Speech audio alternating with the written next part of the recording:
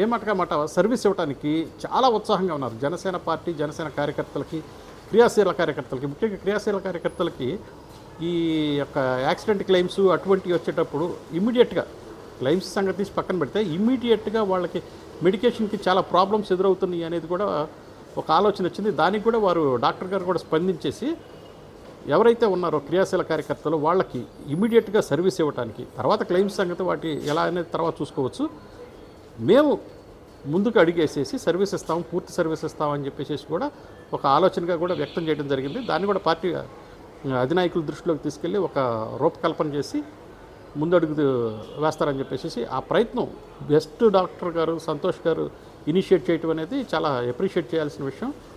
ఇవాళ విజయవాడలో ఉన్నటువంటి బెస్ట్ హాస్పిటల్ చైర్మన్ గారు అయినటువంటి సంతోష్ గారితో ఉన్నాం మనం. సంతోష్ గారు జనసేన పార్టీ మీద అభిమానంతో, కళ్యాణ్ గారి మీద ఉన్నటువంటి విశ్వాసంతో ఆయన ఫోన్ కాల్తో ఒక పేషెంట్ని పంపించి ట్రీట్ చేసి బాగా చూశారు. ఆ సందర్భంగా కృతజ్ఞతలు తెలియజేయడానికి జనసేన పార్టీ తరఫున మేము వచ్చాం. అలాగే డాక్టర్ సంతోష్ గారు కూడా ఈ సందర్భంలో మనకి ఒక బ్రహ్మాండమైన పార్టీ కార్యకర్తలకు ఒక బ్రహ్మాండమైన ఆఫర్ ఇస్తున్నారు.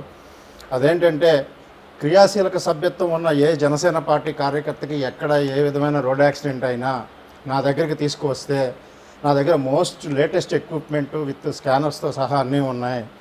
కాబట్టి నేను పైసా కూడా తీసుకోకుండా ముందు ఇనీషియల్గా ఏ జన సైనికుడికి ఇబ్బంది వచ్చినా నేను నా సొంత డబ్బులతో వీలైనంత తక్కువ ఖర్చుతో నేను ట్రీట్ చేస్తాను. తర్వాత పార్టీ నుంచి వచ్చే ఇన్సూరెన్స్ రావచ్చు, రాకపోవచ్చు, ఎంతో కొంత రావచ్చు.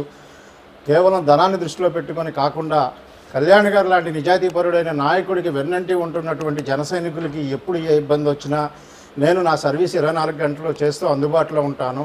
నా సర్వీస్ని జనసేన పార్టీ దృష్టికి తీసుకెళ్ళండి, జనసేన పార్టీ కార్యకర్తలకి నా సర్వీస్ ఉపయోగపడేటట్టు చేయండి అని చెప్పి డాక్టర్ గారు మన రిక్వెస్ట్ చేయడం జరుగుతుంది.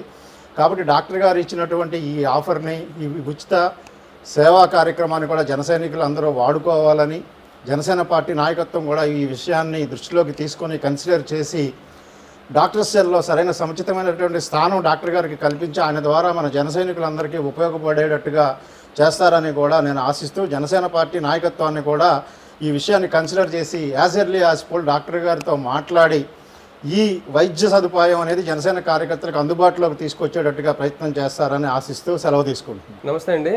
ఇది మొత్తం 100 బెడెడ్ హాస్పిటల్.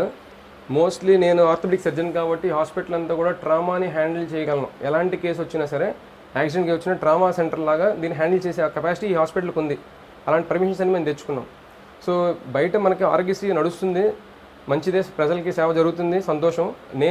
నాకు జనసేన పార్టీ మీద అభిమానం కొద్దీ నాకు వచ్చిన ఆలోచన ఏంటంటే, సభ్యత్వం చదివిన తర్వాత జనసేన అనే పార్టీ ఒక పెద్ద మనిషి ఎంతో ఆశయంతో స్టార్ట్ చేశారు. దాంట్లో క్వాలిటీ ఇంకా అద్భుతంగా పేషెంట్కి అందాలి. అట్లీస్ట్ నేను చదువుకున్న ఆర్థోపెడిక్ డిపార్ట్మెంట్ యాక్సిడెంట్ సైడ్ నుంచైనా ఆయన లింక్ అయి ఉంది. కాబట్టి నేను అడుగుతుంది ఏంటంటే, పార్టీ నుంచి ఎవరు వచ్చినా సరే మనకి ఆయన క్వాలిటీగా ఇవ్వాలి. సర్జరీ అనేది మంచిగా జరగాలనుకుంటున్నాను నేను. కాబట్టి నేను సార్కి వినిపిస్తుంది ఏంటంటే, సార్ అన్నట్టు ఆఫర్ కూడా కాదు, ఒక అవకాశం, అది నా అద్భుతమైన అవకాశం అనుకుంటున్నాను నేను. ఆఫర్ అంటే అది నేనేదో వచ్చినట్టు కాదు, అది నాకు సార్ ఇచ్చే అవకాశం ఇవ్వాలనుకుంటున్నాను హాస్పిటల్కి.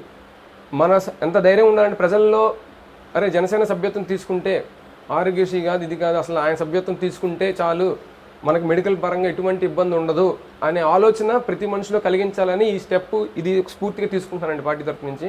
అది నా ఉద్దేశం. ఇది ఇక్కడ మాత్రమే కాదు, ప్రతి జిల్లాలో కూడా జనసేన తరఫు నుంచి ఒక హాస్పిటల్, ట్రామా సెంటర్ ఒకటి పార్టీ తరఫు నుంచి ఉండిపోవాలి. గవర్నమెంట్లు మారచ్చు, మొత్తం మారచ్చు, కానీ ఆయన పార్టీలో ఉంటే మెడికల్గా సేఫ్ అనే యాటిట్యూడ్ రావాలనే ఉద్దేశంతో ఈ అడుగు ముందుకేస్తున్నాను.